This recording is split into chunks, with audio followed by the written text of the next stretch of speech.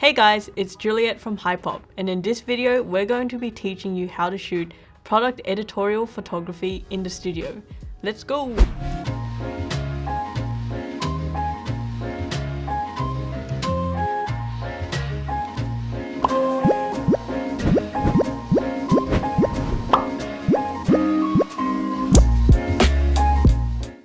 So this video is to add onto our how to shoot series that we just started on our channel.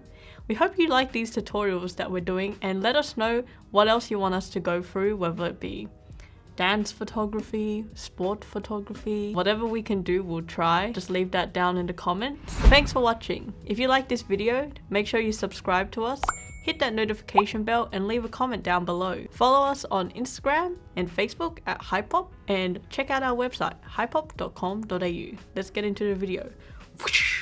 Hey guys, we're in the studio now and we're going to get started, so follow us. So we're going to get started with our first setup. So we're going to be using the Spectrum Basic Color Flat Lay backdrops, and I'm going to have Josh over here, who's our assistant today. We're going to set up the scene on this big plinth behind us now.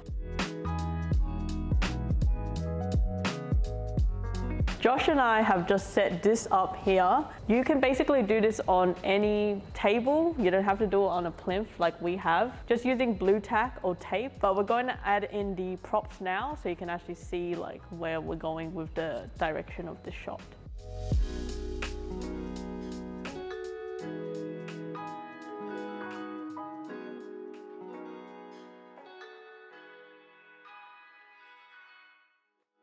So we've just added the props. We're going for a bit of like a gin editorial look here. We're going to add in the lighting now.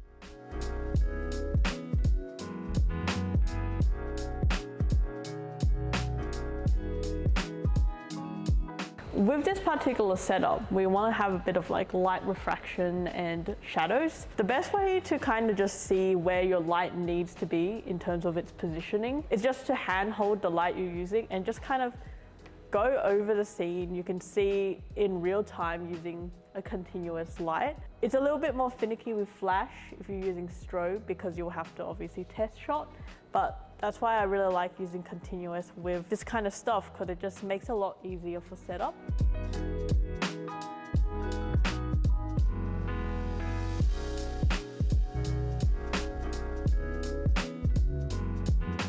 So we've changed the angle of the light and we've also moved the props around. It's always a bit of a hit and miss in terms of lighting setups. You won't really know until you try it. If you're trying to make that gin bottle kind of the hero of the image, it is a little bit left in the dark there. So I'm just gonna add in a bowling P1. I'm just gonna turn this off now and then I'm just gonna turn it back on. So it just fills in a little bit of that label. You can see it a little bit better. So now we're going to get to actually shooting the shot and we'll get back to you.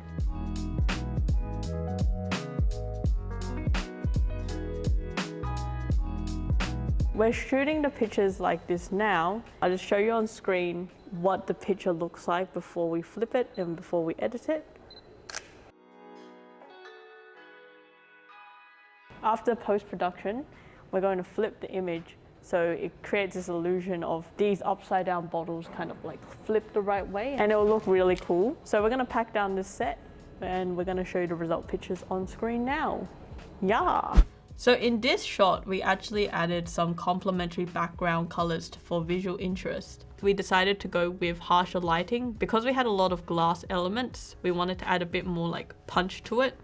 So adding that light really causes that refraction to happen. So if you can find some glass objects, aka like we're using a gin bottle or you can use champagne glass or something, adds to that glowing and shiny look. You can also play around with different colors as your background, but you can go for like really harsh contrasts like black and white. We decided to go with obviously like a light pink and like a light caramel to really contrast our objects and the overall image. Okie dokie, so on to the next setup. We're going to be using a full length paper backdrop. This is our paper color in New York cheesecake bowl. Any kind of like light yellow backdrop will do, even with just fabric. if you have that lying around. With this particular setup, you'll notice you need quite a bit of negative space, and this is obviously our color backdrop is our negative space. We're going to be shooting with what we have, and what we have is a staircase from above. So we'll be shooting from up there.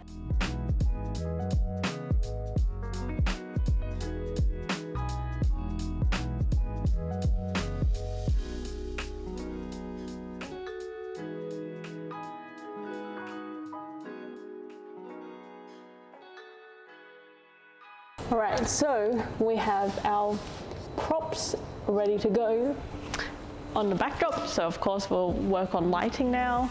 We're probably going to be using the VL300s. We have two of them.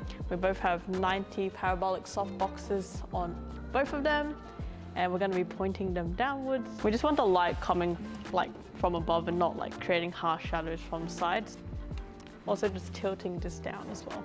We're taking the grids off because I think it's not bright enough. The light is a bit stronger now, just without the grids. Lighting makes such a big difference in the shot, so obviously it's one of the variables that you just have to change if it's not working. We're going to shoot a shot now. I'm just going to go upstairs. We are shooting from above here.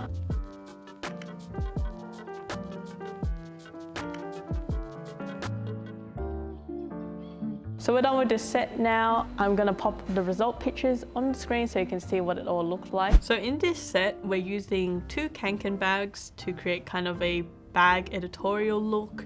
Like you could probably see this campaign imagery in like EDMs that you get in your emails. In this particular example where you see me on the staircase, you don't necessarily have to be on a staircase for this shot. You could use a tripod with an extension arm, like a flat lay arm that goes across. Introducing more negative space creates the feeling of a bigger dimension and presents the opportunity for your eyes to be guided towards the color. So we're moving on to our next setup, and we're keeping the same lights that we just used previously. They're just the VL300s with softboxes on them, and we're going to be using a half paper roll. This is in To Chai For. It's a really beautiful beige that we're going to pair up with some of our artificial greenery. Now that we're here, we want to use these leaves to create a bit of dimension. I'm just going to like stick it like diagonally like this. So we've just taped these leaves via the stem, and we just use a bit of blue tack to make sure the leaves kind of stay kind of like perpendicular. And we're going to bring in a third light. This is just going to create a bit more shadows that I think the shot kind of needs. From a very soft light to just a little bit more with just a bit of shadows. There's a downside to this. I can see the boxes in the shadows, so I might actually just try move the stems back a little bit so we can kind of get more like this. Again, it's all trial and error, so you never know what works until you try it. So we're just gonna leave that there. I can see already that's a lot better. I think this one is fine. I do quite like the way it's composed. And I don't mind that that leaf is kind of tilting this way. I think it looks a bit more natural. So let's try again, or we'll try shoot this shot again.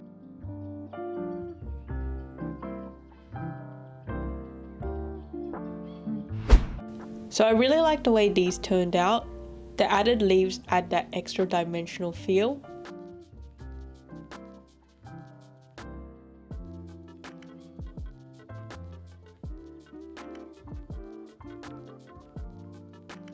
So we're going to make this into an infinite backdrop now. So I'm just going to bring this up, and Josh has a C stand that we're ready to just kind of move into it.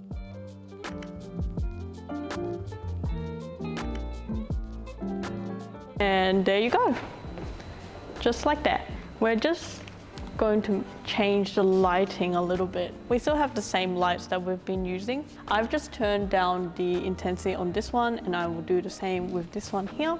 So they're about 50% on both. We've moved our spectrum light to the front, and we're going to start casting like shadows into the background there for extra dimension. You can do this with a C stand, you can attach it to it, but we're gonna get you to kind of go like quite close. I want this to kind of fill with the front a little bit. It's just a little bit dark at the front.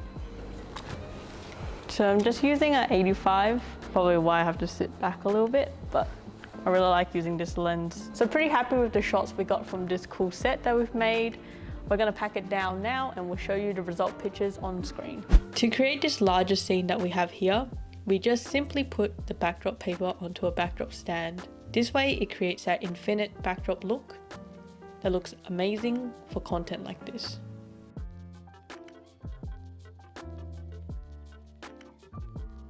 Right, so we've got our two quite tall plinths here. We're going to make a mock-up corner. Get your backdrop, slot it here. Josh has a bit of blue tack, he's gonna just tack this side.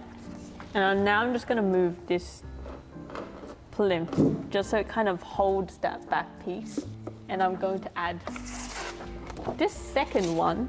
So I'll get some blue tack as well. And I'm going to tack up this part. I think the trick to getting this really well done is just to blue tack everything, just so it lies really flush. Because you don't want the corner to look weirdly like distorted. We'll add in our lighting now. So here we have our 20 centimeter mirror. So we'll leave it at that. And then we're gonna put in some of these acrylic rounds, and we've got multiple shapes that you can get. We've got a square, a triangle, we've got a circle. We also have another shape that's we don't have here, but it's like a scallop shape, which is really cute for kind of skincare. So we've decided to add a softbox to this set. It was kind of a bit too harsh. I do like this. I just find it a little bit flat, especially when there's so many nice reflective objects in the scene. So I'm just gonna add bowling P1 again into the shot to just fill in some of the side and create a nice highlight that I think looks really good with like perfume bottles and stuff. So I'm just gonna leave that here.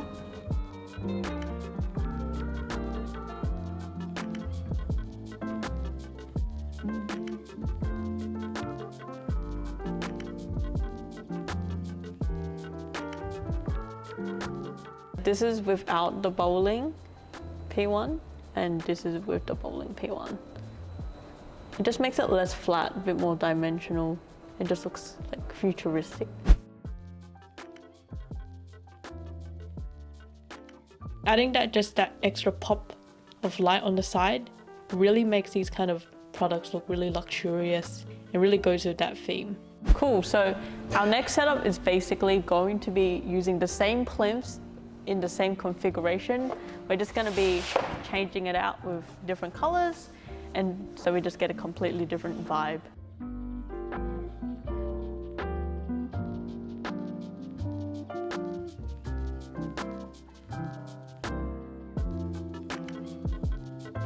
I'm putting the light on a desk stand so it can really be on the ground with the set. So you can do some really cool shots like this where some of the light is actually being blocked off. So it kind of creates this cool like afternoon light, I would say. I'm gonna get Josh to bring over a polyboard. So we're gonna actually just bounce light back into the shot. Mr. Josh, if you can. I might just add this bowling P1, it's really bright.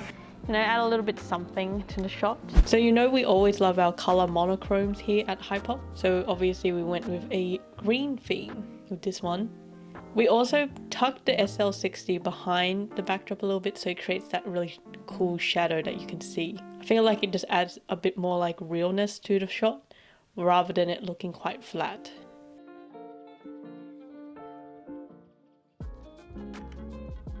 So similar to our first setup, we are back again with the big plinth. Again, you can use a normal table. We just have access to a big plinth, so we are using the big plinth. We've got blue tack again on one of these backdrops that we have, and we're just sliding it underneath. I'll just show you what it looks like if you don't do that. So Josh, if you were to stick it directly above, as you can see, what might happen is it kind of does this. So you almost want that to just stay lower. If you do this and you actually just push your whatever you want on the ground here right against that, that's going to keep it quite flush. So that's hack.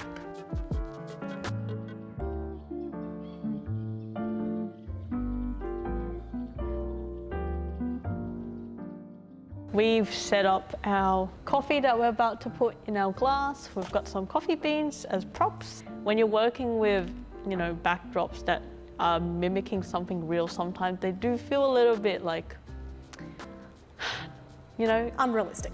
Yeah, that's the word. When you add things on top, just extra elements besides what you're trying to showcase here, it just makes things feel a lot more real and, you know, believable. We're going to actually change this to portrait just so we can actually get more of like a bit of length between the cup and the milk jug. If he was to pour, his hand's gonna get cut off. It's those little things you gotta think about.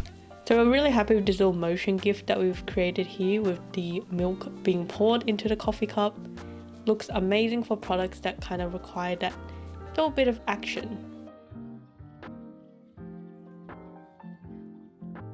So the shots we just shot with Josh pouring them is gonna go into like a stop motion-y looking GIF. Now I'm obviously just gonna shoot a few normal pictures. So just adding a few more props in the background just to create a bit more color and stuff. So I think those might look quite nice in the shot. We just added some wheat in the background to add some extra warmth. We really like the way that this came out. Hey guys, thanks for coming along on this shoot. We'll see you back in the office. Hey, before we go, did you know that everything we were using in the video, including the props, the plinths, and the space itself, you can hire out too? That's right, we just opened up a studio and you can book too at this link. Also, follow us on Instagram at hypop.studio. We are still a baby, so please give us some followers. Anyway, thanks for watching. If you like this video, make sure you leave us a big thumbs up and comment down below what else you want to see. Don't forget to follow us on Instagram and Facebook at hypop and check out our website hypop.com.au. See you next time.